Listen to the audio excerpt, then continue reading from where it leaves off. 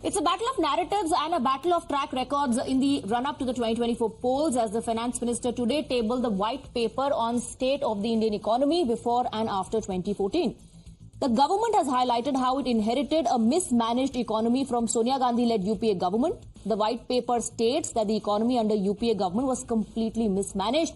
Banking sector was hit by a massive crisis. Foreign investors lost faith in India. Inflation was at an all-time high, and how funds meant for welfare of the poor were largely underutilized. The government wanted to drive a simple point ahead that the UPA had completely crippled the Indian economy and the state's finances were in free fall before the NDA government took over. But the Congress, on the other hand, even before Finance Minister Nirmala Sitharaman tabled the white paper, Congress President Mallikarjun Kharge held a press conference and released what the Congress calls black paper against the Modi government. From jobs to price rise, from firing the charge of misuse of agencies to accusing the government of trying to destabilize elected state governments, Congress accused BJP government of being autocratic and undemocratic. Listen in. Her state में discrimination हो रहा है. Non BJP states जो है उनको neglect किया जा रहा है. कहीं के भी वहां पर उनकी सरकार नहीं है, वहां पर उन्होंने कुछ पैसा छोड़ते नहीं, देते नहीं. ये एक बहुत बड़ी साजिश है ये बीजेपी की सरकार. बेरोजगारी जो सबसे बड़ा मुद्दा है देश में, और इसकी बात कभी बीजेपी की सरकार नहीं करती. पंडित जवाहरलाल नेहरू जी के जमाने में HAL, HMT, BEL, BHEL ऐसे चीजें कोई उन्होंने कभी बताया नहीं. वो कौन से हैं उनके जमाने में पब्लिक सेक्टर्स, कितने लोगों को एम्प्लॉयमेंट मिला, कितने लोगों को अच्छी नौकरी मिली, ये उन्होंने कभी नहीं बताया. एक देहात में भी रोजगारी कम हो रहे क्योंकि ये नरेगा का पैसा वो रिलीज नहीं कर रहे. महंगाई तो इतनी बड़ी है, तो वो नेहरू के जमाने की कंपेयर करते हैं. इंदिरा गांधी जी के कंपेयर प्राइसेस उस वक्त क्या थे वो. अरे आज आप क्या कर रहे हैं वो महत्व कहाँ है. किसान की आमदनी डबल करूंगा बोले, कहाँ है वो सब.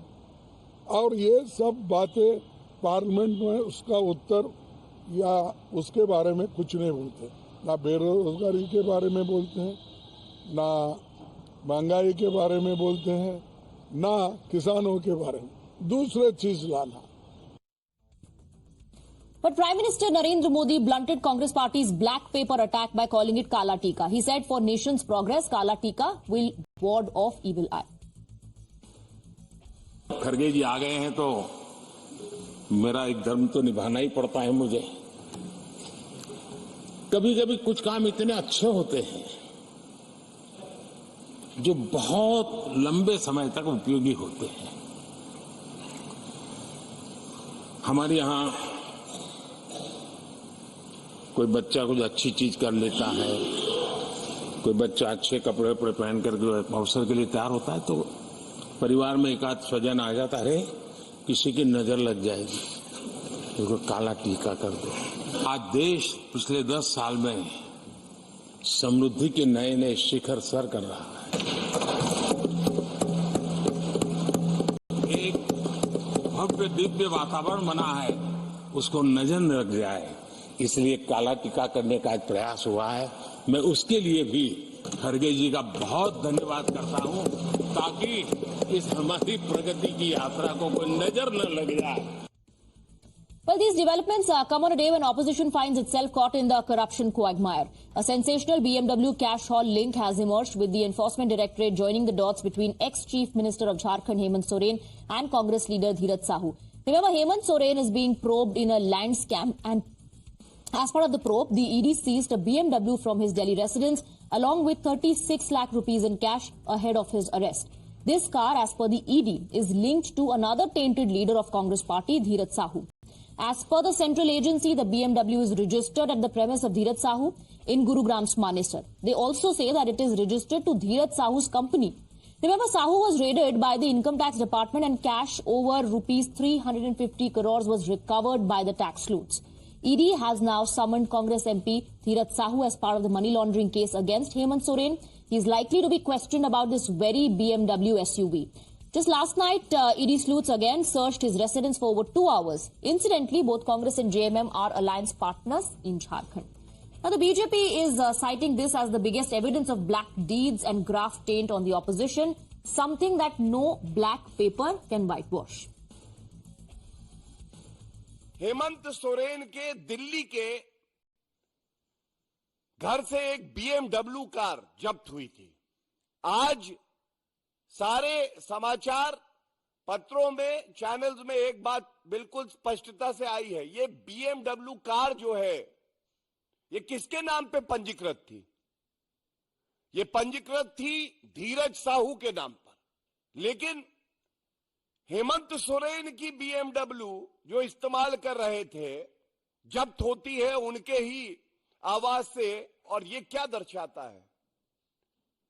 जो बात हम हमेशा से कहते आए हैं, एक ईमानदार सरकार, उसका मजबूत कानूनी डंडा, और दूसरी तरफ ये भ्रष्टाचारी, ये सब मिले हुए जी। All right, let's go across to our guests. Sanju Verma, Samir Chowgaonkar, Kamruzaman Chaudhary and Nikhil Jain continue to be with us on the broadcast. Nikhil Jain, BJP says we don't need your black paper because there's a long list of scams, black deeds that were unearthed during the UPA regime, UPA के वक्त भी और UPA के बाद भी, आज भी सामने आ रहा है। Swati, the 2-3 big scams that the BJP, the opposition at the time, which was allowed to fairly speak, and the media at the time, which vociferously questioned the government at the time, the 2-3 main scams were the 2G scam, the coal scam, and the CWG scam. So, alleged scams. So far as I know, there is no senior Congress leader or minister in jail yet for any of those. So what does that mean? That essentially means that these were not the kind of scams as the BJP or the opposition or other people made it out to be. The 2G spectrum, which was supposedly a 1,76,000 crore scam by the UPA government, when the Modi government auctioned 4G spectrum in 2016, the net proceeds were only 76,000 crores, if I'm not mistaken the figure, or less than that. So absolutely that was a bogus figure. And of course the CAG at the time, Vinod Rai, was duly awarded by the Modi government for that. So far as the claims of the fragile five economy under the Congress government is concerned, that is nothing but an absolute lie. The BJP very conveniently forgets to tell the country that the world was going through a recession. The entire world was breaking. But Dr. Manmohan Singh, the Congress government, held this country through. Of course, there were repercussions in terms of inflation, but that was also because of the record high crude oil prices at the time, which was more than $140 a barrel. And for most of Modi's era, it has been like $40, $50, $60 a barrel. Then an interesting thing that all your viewers can do, go on Google right now, write India economy, search results may put between 2005 to 14 and news. And I'll tell you the kind of news articles that were being written by the international press about India. The Tiger and the Dragon, Finance and Development. That is the International Monetary Fund in 2012. India, the fourth largest economy, but low per capita income. That is the Hindu in 2012. India's economic growth is driving its energy consumption. That is the US Energy Department. Indian GDP expands by 8.6%. That is the Wall Street Journal. Indian economy on the verge of overheat with breakneck growth. That is the New York Times. Ending India's boom and bust cycles, empowering women in smart economics. That is the kind of way the world was talking about the Indian economy between the How is UPA the world eras talking of about the Indian economy now, Nikhil Jain? Let me be very fair. The Indian economy did How very are the well between agencies 1990 rating to 2004 India's as well. growth? How are the But what agencies Modi government has rating the done- GDP growth in India? What is their prediction for the next fiscal year? How are they rating India's economy now? He's Is made that some to me or reckless to allegations. Sanjay? Yes, that is for you. That is for you, Nikhil Jain. Since you're citing how the international media looked at India's growth, I want to ask you what are they saying about India's growth today? And then let's take a counter from Sanju Verma on that. Everybody is saying that India is a growing country and it is on a growth trajectory, and that is because of the strong foundation that was laid by the 70 years of government, which includes the BJP. So for that, you want to give credit to It is yourself. just that Okay, for Modi that also you're government giving is credit to reaping the yourself. benefits of Sanju seeds Verma, that were Sanju sown Verma, at the plant external of the factors were not in and favor growth of by UPA. people. There was no mismanagement. The external factors were not in their favor. Respond. I am saying it was still doing very well. Swati, I refused to debate like this. When he was talking, I was absolutely quiet. And I want this man to extend that courtesy to me. Keep quiet now. Swati, you know, often BJP panelists are accused of being educated from WhatsApp University. This is what happens when this man who knows nothing GNP, he's coming and giving a bhashan. Wall Street ने ये कहा, New York Times ने ये कहा. Now let me give you some hard facts. I'm reading out from the latest financial year 2022-23 report and the provisional report of IMF for 2024. IMF's head, Kristalina Georgieva, says that thanks to the structural reforms carried out by Prime Minister Narendra Modi, Indian economy will account for 16% of global GDP in the next 1 year. Okay. Now, point number 2, the average inflation under the Congress from 2004 to 2014 was 9.7%. Today, it is 5.2% under the Modi government's last 10 years, despite two black swan events. One the COVID pandemic and the other the Russia-Ukraine conflict. Okay. The third and most important point, Swati, please, you gave him a long monologue. You know, yahan baitkar people who don't even know the difference between domestic debt and external debt. You know, they say, our external debt is $200 billion. Somebody will say, our external debt is $600 billion. Somebody will say, India's debt to GDP is 81%. So I need to clear this doubt once and for all, because this is one chink in the armor that they keep bringing up. The difference between India's debt to GDP and that of, say, US or Japan. US debt to GDP is more than 250%. Japan is more than 370%. China is more than 450%. Our debt to GDP is at 81%, but most of our debt is denominated in rupees, not in dollars. So we are not subjected to exchange rate fluctuations, which this panelist from WhatsApp University on this debate does not understand. So don't sit here and give a bhashan. All right. Kamruzaman Chaudhary, since it's a battle of track records, the Bharatiya Janata Party says that the track record of the Congress is stated, and even today we are talking about developments where the Enforcement Directorate says there's a clear link between Mr. Sahu, jinke yahan se over 350 crore rupees in cash was recovered by the tax sleuths, and Hemant Soren, who's behind bars. The BMW is registered, at a property that belongs to Mr. Sahu, according to ED.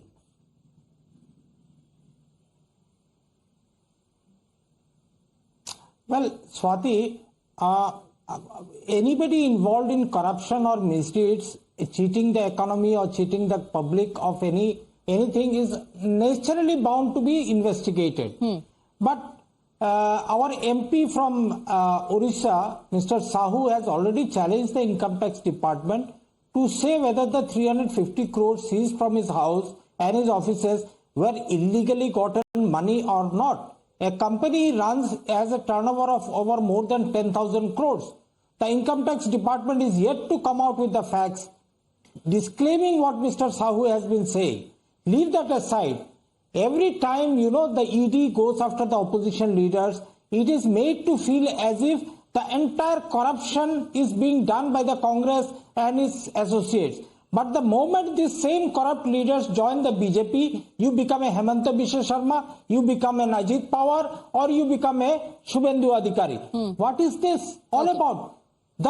The same CAG report was published a few days ago, citing a corruption of 3,600 crore in the Bharatmala project. Not a single ED after them, not a single news channel debate on that, not a single CBI. If the Enforcement Directorate and the BJP today are attacking the Congress for corrupt leaders, for corruption and alliance with individuals against whom corruption charges are being leveled, तो ये इस्तेमाल तो agency का centre ही कर रही है.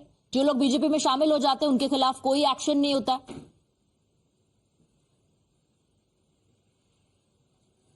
देखिए, अभी अजित पवार का जिक्र किया जा रहा था. मैं अभी बता दूं, अजित पवार और उनकी वाइफ सुनीता पवार को नोटिस गया हुआ है. सुनीता पवार को 24 फरवरी को ईडी के सामने पेश होना है. ये जो कहा जा रहा है कि सिर्फ भारतीय जनता पार्टी से आप जुड़ जाते हो तो आपको ईडी का नोटिस नहीं जाता, यह सरासर गलत है. एक भी केस बता दीजिए जिसके अंदर भारतीय जनता पार्टी के साथ आने में या भारतीय जनता पार्टी के साथ गठबंधन में आने के बाद ईडी ने किसी का केस क्लोज कर दिया हो, किसी को क्लीन चिट दे दी हो, या किसी को यह कह दिया गया होगा कि आपके ऊपर जो चार्जेस लगे हैं वो सब बेचने से आप फ्री हो गए हो. जांच हो रही, सब पे हो रही है. क्या किसी के पास, इनके जो सांसद के पास 300 करोड़ रुपए उस तरह से रिकवर हो रहा है क्या?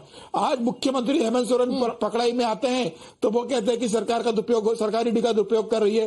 कल ही आम आदमी पार्टी के कुछ नेताओं क्या रेट पड़ी थी, ईडी ने कहा है कि 1.95 करोड़ रुपीज और 4 लाख Alright, रुपए की लेकिन फॉरेन ऑपोजिशन करेंसी हमेशा कन्विक्शन रेट की बात करता है। ऑपोजिशन का ये कहना है कि कन्विक्शन रेट बहुत कम है एनफोर्समेंट डायरेक्टरेट का, और जो भी कार्रवाई एनफोर्समेंट डायरेक्टरेट कर रहा है आजकल केवल ऑपोजिशन के खिलाफ कर रहा है because the elections are nearing. Sanju Verma, I don't have more time, I can not give you more time to counter. Thank you very much for joining us, that's all time we have to be able to